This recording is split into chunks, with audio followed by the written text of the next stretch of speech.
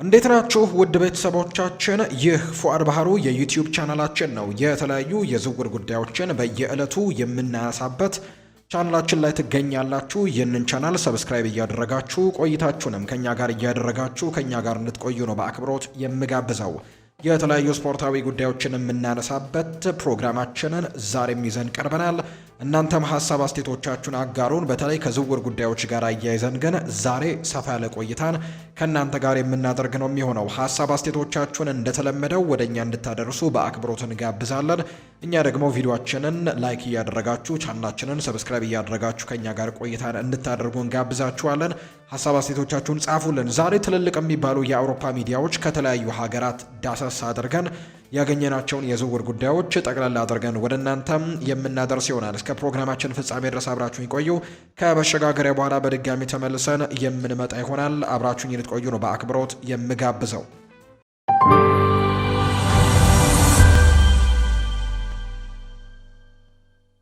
ወደ ቀዳሚው መረጃችን እናምራ። ጄምስ ጋርነር ባለፉት ጥቂት ወራት ወደ ማንቸስተር ዩናይትድ ሊመለስ እንደሚችል ስሙ በተደጋጋሚ ሲነሳ ቆይቷል። ይሄ የ25 ዓመት ተጫዋች ኤቨርተንን ከተቀላቀለ በኋላ እጅግ አስደናቂ ብቃት እያሳየ የሚገኝ ሲሆን በፕሪሚየር ሊጉም አስተማማኝ ተጫዋች መሆኑን አስመስክሯል። ማንቸስተር ዩናይትድ በአማካይ ክፍሉ ላይ እንደ ጋርነር ያለ ተጫዋችም የሚያስፈልገው ሲሆን የቀድሞ የክለቡ ኮከብም ኒኪ ባት ዩናይትድ ተጫዋቹን መልሶ እንዲያስፈርሙ አሳስቧቸዋል። ተጫዋቹ በቅርቡ ከኤቨርተን ጋር የረጅም ውል መፈረሙ ግን ዝውውሩን ከባድ ሊያደርግባቸው እንደሚችል ነው የሚገመተው። ኒኪ ባት ስለ ሁኔታው ሲናገር እንዲህ ነው ያለው። ጄምስ ጋርነር ወደ ዩናይትድ የማይመለስበት ምንም ምክንያት አይታየኝም። በአሁኑ ወቅት ጥሩ ብቃት እያሳየ ነው። ደጋፊዎቻቸውም ከፍተኛ ግምት ከሚሰጡት ትልቅ ክለብ ውስጥም እየተጫወተ ይገኛል። እርግጥ ነው ኤቨርተን ፕሪሚየር ሊጉን ያሸንፋል ተብሎ ባይጠበቅም ሁልጊዜም ግን እንዲያሸንፉ የሚፈለጉ ጥልቅ ስሜት ያላቸው ደጋፊዎች አሏቸው። ስለዚህም እሱ በየሳምንቱ ጫና ባለበት ሁኔታ ውስጥም ነው የሚጫወተው። ማንቸስተር ዩናይትድንም በሚገባ ያውቀዋል። በአሁኑ ወቅት ድንቅ ብቃትን እያሳየ ነው የሚገኘው። በሚቀጥለው የውድድር ዘመን ይህንን ብቃቱን መድገም ይኖርበታል። አሁን ላይ ለሱ ትልቅ ገንዘብ መክፈልም ትንሽ ያለ ጊዜው ሊመስል ይችላል። ነገር ግን ይህንን ማድረግ እንደሚችል ግን ሙሉ እምነት አለኝ ሲልም ጭምር ነው የሚናገረው። ጄምስ ጋርነር በመካከለኛው የአማካኝ ክፍል ላይም ሆነ በመከላከሉ ረገድም የመጫወት ብቃት አለው። እሱ ሁለገብ ተጫዋች በመሆኑ ለማንቸስተር ዩናይትድ እጅግ ጠቃሚ አማራጭ ሊሆን ይችላል። ዩናይትድ በሚቀጥለው የውድድር ዘመን በዩኤፋ ቻምፒየንስ ሊግ የሚሳተፍ በመሆኑ ጥልቀት ያለውና ጥራት ያለው ስብስብም ያስፈልገዋል። በተለያዩ ቦታዎች ላይ ተሰልፈው ከፍተኛ ብቃት ማሳየት የሚችሉ ተጫዋቾችም ለክለቡ ወሳኝ እንደሆኑ ነው የተነገረው። ኤቨርተን ተጫዋቹን ለመልቀቅ ፈቃደኛ መሆን አለመሆኑ ወደፊት የሚታይ ይሆናል ተብሎ ይታሰባል። ጋርነር ለነርሱ የማይተካ ተጫዋች በመሆኑ መልቀቁ ትልቅ ጉዳት ይሆንባቸዋል። ይሁን እንጂ ወደ ቀድሞ ክለቡ የመመለስ እድል ግን ማግኘቱ ለ25 ዓመቱ ተጫዋች አጓጊ ሊሆን ይችላል። በኦልድ ትራፎርድ ያልጨረሰው ስራ እንዳለ ሊሰማው እንደሚችልም ነው መረጃዎች የወጡት። አርሰናል በዘንድሮ የክረምት የተጫዋቾች የዝውውር መስኮት የባየር ሌቨርኩዘኑን አጥቂ ክሪስቲያን ኮቫኔን ለማስፈረም ይፋዊ የዝውውር ጥያቄ ያቀርባል ተብሎ ይጠበቃል። ጀርመናዊው ጋዜጠኛ ክሪስቲያን ፎልክ እንደዘገበው ከሆነ አርሰናሎች ይህንን ተሰጥኦ ያለውን ወጣት ካሜሩናዊ ኢንተርናሽናል ለማስፈረም ከባየር ሚኒክ የተሻለ እድል አላቸው። ኮፋኔ በባየር ሌቨርኩዘን የመጀመሪያ ቡድን ውስጥም በዘንድሮው የውድድር ዘመን አስደናቂ ብቃትን እያሳየ ሲሆን አርሰናልን ፍላጎቱን ወደ ተግባር ለመለወጥ መዘጋጀቱ ይፋ ተደርጓል። ባየር ሚኒክም ተጫዋቹን ቢፈልገውም ለጊዜው ግን ለሌሎች አማራጮች ቅድሚያ ሊሰጥ እንደሚችል ነው የተነገረው።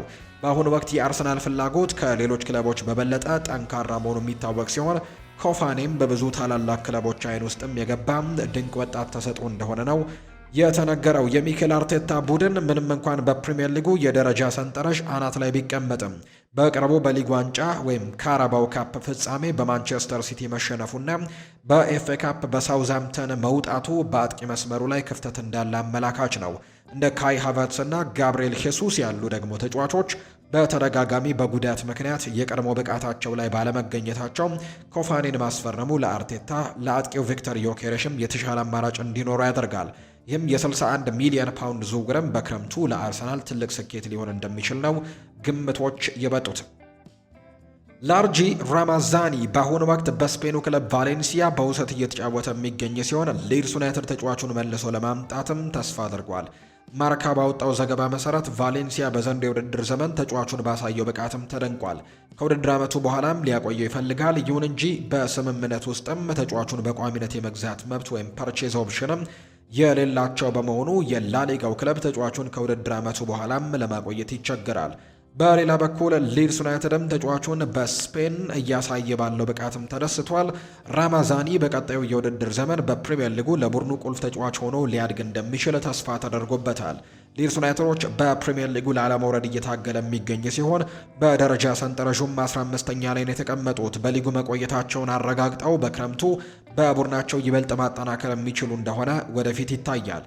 ራማዛኒ ወደ ክለቡ መልሶ ማምጣት ብልህነት የተሞላበት ውሳኔ ሊሆን ይችላል። የ25 ዓመቱ ተጫዋች ከክለቡ ጋርም እስከ 2028 የሚያቆይ የረጅም ጊዜ ኮንትራት ያለው በመሆኑ ክለቡ እሱን ለመሸጥም ምንም አይነት ግፊትም እንደሌለበት ነው የተነገረው።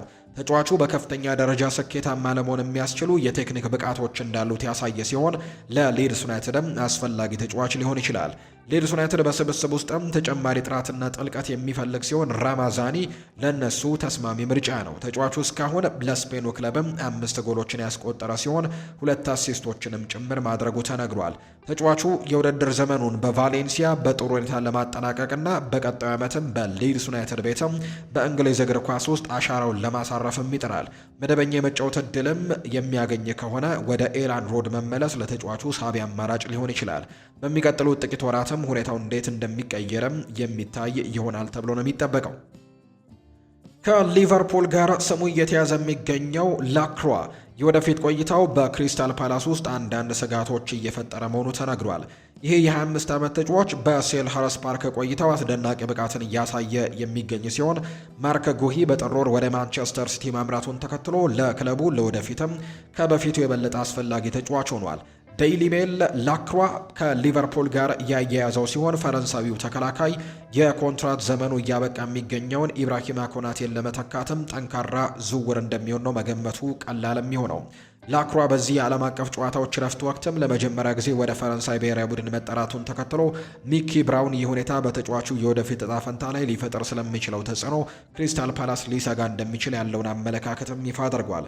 ለፉትቦል ኢንሳይደር የሰጠው የቀድሞ የፕሪሚየር ሊግ ስካውትም እንደገለጸው ይህ ሁኔታ ከዚህ ቀደም በብዙ ተጫዋቾች ላይ ሲከሰትም አይቷል። የብሔራዊ ቡድን አጋሮቻቸው በቻምፒየንስ ሊግ ስለመጫወት በጆሯቸው ሊያንሾካሽኩባቸው ስለሚችሉ ነው። ለክሪስታል ፓላስም እንዲሁ ስለ ላክሯ ዝውውርም የተሰጠ ማስጠንቀቂያ ሚኪ ብራውን ሲናገርም ክሪስታል ፓላስ ስለ ላክሯ አንዳንድ ስጋቶች ኖሮበታል። ስለ ዣን ፊሊፕ ማቴታም ተናግረን ነበር። ተጫዋቾቹ ዓለም አቀፍ እውቅናን ሲያገኙና በድንገት ነገሮች ሁሉ ሲቀየሩ ስንት ጊዜ አይቻለሁ ብለዋል። አክሎም ወኪሎቻቸው የደሞዝ ጭማሪ ለመጠየቅ ደጃፍን ያንኳኳሉ ወይም ፍላጎት ያላቸው ክለቦችን ለማየትም ስለ እነሱ የሚወራውን ወሬ ለጥቅማቸው ለማዋልም ይሞክራሉ። ወደ ፈረንሳይ ብሔራዊ ቡድን ሲሄዱ ሁሉም ሰው ስለ ቻምፒየንስ ሊግ ጨዋታዎችና ስለመሳሰሉት ነገሮች ያወራል። ይህም ተጽዕኖ ይኖረዋል ሲልም ጭምር ነው የተናገረው። ሚኪ ብራውን ሲቀጥል ስለዚህ በዚህ ረገድ ትልቅ ስጋትም ይኖራል ብዬ አላስበም። ነገር ግን በማቴታ ላይ ከተከሰተው ነገር በኋላ ሊያሳስባቸው የሚችል ጉዳይ ነው። በቮልስበርግ እያለ ብዙ ጊዜ ተመልክቼዋለሁ። ከዚያም ወደ ፓላስ ከመጣ በኋላ በተለይም ማርክ ጉሂ በሌለበት ወቅት ብቃቱን አሳድጎ እጅግ በጣም ጥሩ ሆኗል። እሱ በክለብ ውስጥም ለሚሰሩ ነገሮች ሁሉ በጣም አስፈላጊው አካል ነው። ስለዚህም እሱ ሊለቅ ይችላል የሚል ማንኛውም ፍንጭ ካለም ችግር ይፈጥራል ሲልም ነው የገለጸው። ሊቨርፑል ኢብራሂማ ኮናቴን ለማቆየት እንደሚታገሉ እርግጠኛ ቢኮንም ቁልፍ የመከላከል ምሰሷቸውን በነፃ ዝውውር የሚያጡ ከሆነ ግን እንደ ላክሯ ያለ ተጫዋችን በአይነ ቁራኛ መከታተላቸው አይቀሬ ነው። ፎክስ ስፖርት በቅርቡ ባወጣው ዘገባ መሰረት ማንቸስተር ሲቲ እና ማንቸስተር ዩናይትድ የኒውካስል ዩናይትዱን ተጫዋች የሆነውን ሳንድሮ ቶናሊ ላይ አይናቸውን ማሳረፋቸውን ተከትሎ ሳንድሮ ቶናሊን ለማስፈረም ፊት ለፊትም ተፋጠዋል ነው የተባለው። ይሁን እንጂ የ25 ዓመቱ ጣሊያናዊ ኢንተርናሽናል ወደ ትውልድ ሀገሩ ተመልሶ በሴሪኤው የመጫወት ከፍተኛ ፍላጎት እንዳለው የተለየ ምርጫ በአእምሮም እንደያዘን የተነገረው። ኒውካስል በእግር ኳስ ውስጥና በአውሮፓ መድረክ ካጋጠመው አስከፊ የውድድር ዘመን በኋላ በክረምቱ ቡድኑን እንደገና ለመገንባት በሚዘጋጅበት በዚህ ሰዓት የቶናሊ በሴንት ጄምስስ ፓርክ የመቆየት ነገር አጠራጣሪ ሆኗል። ትልልቅ የፕሪሚየር ሊግ ክለቦችም እሱን ለማግኘት እንቅስቃሴዎችን ጀምረዋል። ማንቸስተር ሲቲ እና ማንቸስተር ዩናይትድ ሳንድሮ ቶናሊን ለማግኘት የሚያደርጉት ፍልሚያ ሁለቱም የማንቸስተር ከተማ ክለቦች ለ2026-27 የውድድር ዘመን መሀል ሜዳቸውን ለማጠናከርም በንቃት ገበያው ላይ ይገኛሉ። ማንቸስተር ዩናይትድ የካሴሜሮን በቅርቡ መልቀቅና ቋሚ አሰልጣኝ ለመቅጠር እያደረገ ያለውን ጥረትም ተለዋዋጭና ከኋላ ሆኖ ጨዋታውን የሚመራ ዲፕ ላይን ፕሌይሜከርም ተጫዋች አስፈላጊነትን ያምኑበታልና ያፋጥኑታል። የቶናሊ የማይታክት የስራ ፍላጎት፣ ልዩ የሆነ የኳስ ማቀበል ችሎታና በፕሪሚየር ሊግ ያሳየው ብቃት ከታዳጊ ተጫዋቾች ጋር በመሆን የመሃል ሜዳውን ግንባታ ደግሞ ለመምራት ተመራጭ ያደርገዋል ተብሎ ነው የሚታሰበው። በሌላኛው የከተማው ክፍል የፔፕ ጓርዲዮላ ማንቸስተር ሲቲ የበላይነታቸውን ለማስቀጠልም በመሃል ሜዳ አማራጮቻቸው ላይ አዲስ ተጫዋቾችን ለመጨመር ይፈልጋሉ። በእነዚህ ሁለት የማንቸስተር ኃያላን ክለቦች መካከል የሚደረገው የዋጋ ፉክክር ኒውካስል የፕሪሚየር ሊጉን የትርፍና ዘላቂነት ሕግን ፒኤስአርን ለማሟላትና ለቡድን ግንባታ የሚሆንም ከፍተኛ የገንዘብ ገቢንም ሊያስገኝለት ይችላል። ምንም እንኳን የማንቸስተር ክለቦች ዝናና ከፍተኛ የገንዘብ ክፍያ ቢቀርብለትም የቶናሊ ልብ ግን ወደ ጣሊያን ለመመለስ የቆረጠ እንደሚመስል ነው ዘገባዎች የጠቆሙት። እንደ አውሮፓውያኑ አቆጣጠር በ2023 ከልጅነት ክለቡ ኤሲ ሚላን በ70 ሚሊዮን ዩሮ ኒውካስልን የተቀላቀለው አማካዩ በታይምሳይድ ቆይታው ውጣ ውረዶችን አሳልፏል። የኒውካስል ዩናይትድ ደጋፊዎችም በ10 ወራት የውርርድ እገዳ ወቅትም ከጎኑ ቢቆምም በቅርብ የወጡ ዘገባዎች እንደሚያመለክቱት ግን ወኪሎቹ ከጥር ወር ጀምሮ ወደ ሴሪኤው የሚመለስበትን መንገድም በዝምታ እየፈለጉ ነው። ዋናው እንቅፋት ግን የኢኮኖሚ ጉዳይ ነው። እንደ ዩቬንቱስ ያለ የቀድሞ ክለቡም ኤሲ ሚላንም ያሉ ጥቂት የሚባሉ የጣሊያን ክለቦችም ኒውካስል ያወጣውን ወጪ የሚመልስ የዝውውር ሂሳብ መክፈልም ሆነ ተጫዋቹ በእንግሊዝ የሚያገኘውን ከፍተኛ ደሞዝም ማቅረብ አይችሉም ነው የተባለው። የፋይናንስ እውነታ ጣሊያናዊው ተጫዋች ስምምነት ላይ እንዲደርስም ወይም ደግሞ በእንግሊዝ እንዲቆይ ሊያስገድደው ይችላል። ይህም በሀገር ውስጥ ወደ ማንቸስተር መዘዋወርም ከሴንት ጄምስስ ፓርክ ለመውጣት ብቸኛው አማራጭ ሊሆን እንደሚችል ነው የተነገረው። ሞሐመድ ሳላህ በ2025-26 የውድድር ዘመን መጨረሻ ሊቨርፑልን እንደሚለቅ መረጋገጡን ተከትሎ ትኩረቱ በፍጥነት የግብፃዊው ኮከብ ቀጣይ ማረፊያ የት ይሆናል የሚለው ላይ ሆኗል። ፎክስ ስፖርት እንዳመለከተው ከሆነ የሳዑዲ ፕሮ ሊግ እና ሜጀር ሊግ ሶከር ክለቦችም የ33 ዓመቱን አጥቂ ለማስፈረም እድሎችን በንቃት እየተከታተሉ ነው። ሳላ ከሊቨርፑል ጋር በነፃ ዝውውር ለመልቀቅ የሚያስችለውን ስምምነት ላይ የደረሰ ሲሆን ይህም በክለቡ ዘመናዊ ታሪክ ውስጥም እጅግ ስኬታማ ከሆኑ ግለሰባዊ ጉዞዎችም አንደኛው ማክተሚያ ይሆናል። ሳላህ የማስፈረም ተስፋ በዓለም አቀፍ ደረጃም ከፍተኛ ፍላጎትን የቀሰቀሰ ሲሆን ሊጎች ዝናው ከእግር ኳስ ሜዳ ባለፈም የገነነ ተጫዋች በእጃቸው ለማስገባትም ቆርጠው ተነስተዋል። የሳላ በነፃ ዝውውር መልቀቅ ለሚፈልጉት አካላት ያለው ሳቢነት በእጅጉ ይጨምረዋል። የዝውውር ሂሳብ ጫና ስለማይኖር ክለቦች የገንዘብ አቅማቸውን ተወዳዳሪ የሆኑ የኮንትራት ጥያቄዎችን፣ የአፈጻጸም ማበረታቻዎችና የንግድ እድሎችን ለማቅረብም ሊጠቀሙበት ይችላሉ። ሊቨርፑል ሳላህ ያለ ዝውውር ክፍያ እንዲለቅ የወሰነው ውሳኔ በተጫዋቹና በክለቡ መካከል ያለውን የጋራ መግባባትም የሚያሳይ ነው። ዘገባዎች እንደሚያመለክቱት ሁለቱም ወገኖች በሰላማዊ መንገድ ለመለየት የወሰኑት ሳላህ በአንፊልድ በነበረው ምዕራፍም ላበረከተው ከፍተኛ አስተዋጽኦ ክብርና አድናቆትም እየተቸረው እንዲያጠናቅቅም በማሰብ ነው። ላለፉት 10 ዓመታት ገደማ በክለብ ውስጥ እጅግ ብዙ ስኬቶችን ከተቀናጁ ተጫዋቾች አንዱ ሲሆን በተከታታይ ግቦችን በማስቆጠር በማመቻቸትና አሸናፊነትን በማረጋገጥም ብቃቱን አሳይቷል። የሳላህን ፊርማ ለማግኘትም ከሚፈልጉት መካከል ቀዳሚው ለበርካታ ውድድሮች ዘመናትም ከግብፃዊው አጥቂ ጋር ስሙ ሲያዝ የቆየው የሳዑዲ ፕሮ ሊግ ክለብ እንደሆነ ይነገራል።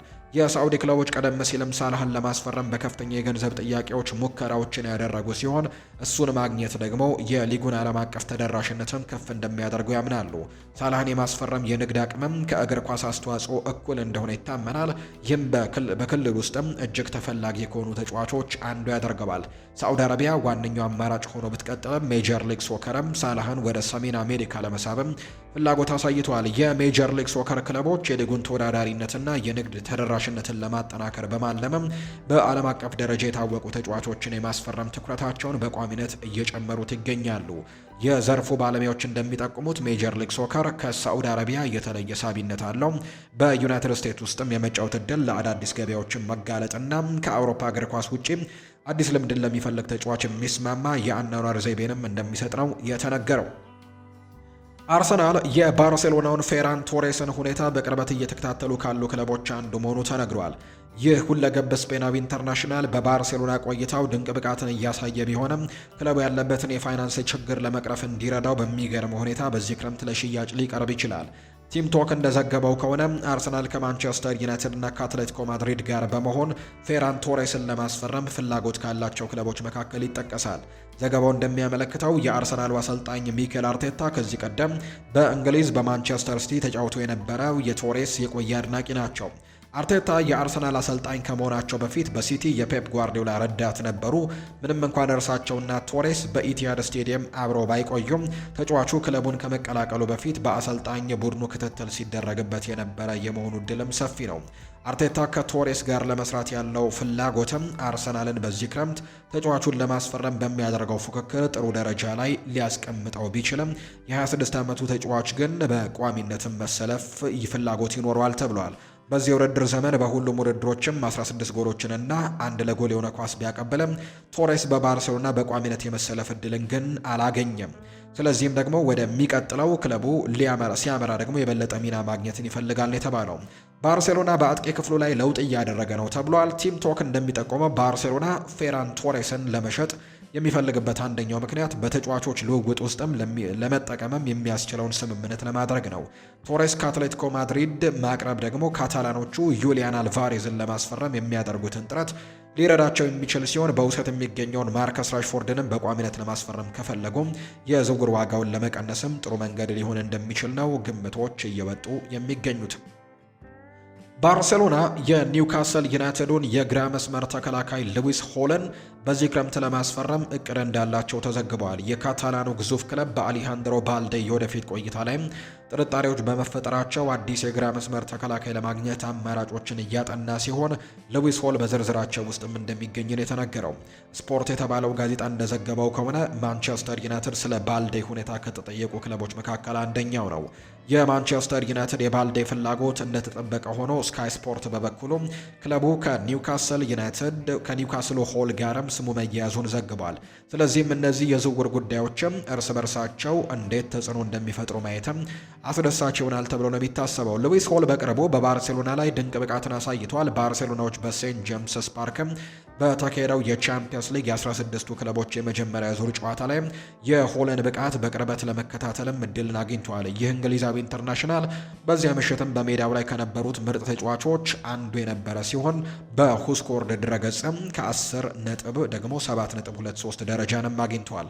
ሉዊስ ሆል አሁን ላይ ማንቸስተር ዩናይትድ እና ባርሴሎና ካሉ ትልልቅ ክለቦች ጋር ስሙ መነሳቱ የሚያስደንቅ አይደለም። ኒውካስሎች ይህንን ደግሞ ባለተሰጥኦ የ21 ዓመት ተጫዋች አሳልፈው ለመስጠት እንደማይፈልጉ እርግጠኛ ቢሆኑም በተለይም ተጫዋቹ በዚህ ክረምት በ2026 ዓለም ዋንጫ ላይ ጠንካራ ብቃትን ካሳየም እሱን ደግሞ ይዞ ማቆየት ቀላል ላይሆንላቸው እንደሚችል ነው የተገመተው። ባርሴሎና በዚያ የሜዳ ክፍል ላይ ባልዴ ያለው ሆልን ለመፈለጉ ምናልባትም የሚያስገርም ሊሆን ይችላል። ሆኖም ግን የፋይናንሻል ፌር ፕሌይ ሕግን ግምት ውስጥ በማስገባት ክለቡ ከራሱ አካዳሚ የወጣን ተጫዋች በመሸጥ ሙሉ ትርፍን ለማግኘት ክፍት ሊሆን ይችላል። ይህም ደግሞ የባርሴሎና ፋይናንስን ለተወሰነ ጊዜም ጥሩ ባልነበረበት ወቅትም አስፈላጊ ሊሆን ይችላል። ቢሆንም ግን አንዳንዶች ሆልን ለባልዴ ትልቅ መሻሻል ነው ብለው ሊያስቡ ይችላሉ። በተጨማሪም ደግሞ ተጫዋቹ በቀላሉ በዝቅተኛ ዋጋ የሚገኝም እንዳልሆነ ጭምር ግን ይታመናል።